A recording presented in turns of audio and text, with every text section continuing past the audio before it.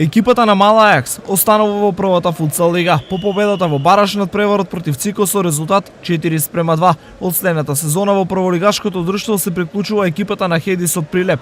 Екипата на Се универзитета од Тетово славеше во финалето на купот против екипата на Црна Река со резултат 3:5.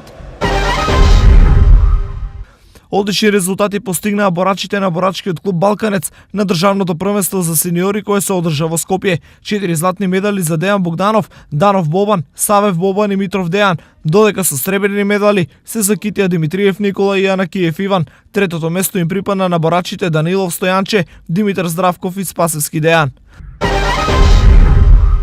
Каратистите на карате клубот Штип во саботата учествуваа на меѓународниот турнир Лорд Куп во Скопје, каде што постигнаа одлични резултати. Ване Стефанов го освои првото место, среброто го освоија Драган Веселинов и Александар Ивановски, додека со бронза се врати каратистот Григор Хаджикимов. Во неделата на изборниот турнир за светско првенство, европскиот шампион Емил Павлов уште еднаш го потврди својот квалитет и го освои првото место, додека Ристе Додески го освои третото место.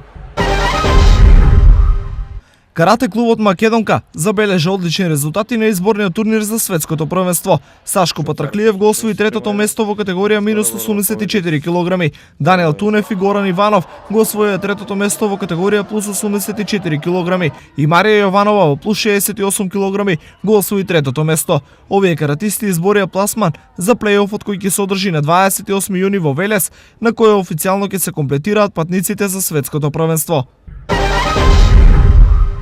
Овој викенд се одигра последното 26-то коло во третата фудбалска лига Исток. Баби Брегалница 3:1, Беласица Слога 4:2, Рудар Саса 1:1, Плачковица Напредок Здрави Радово 4:3, Осогово Чешиново 3:1, Работник Лозово Карбенци 1:1 и тркање против Астибо 3:2.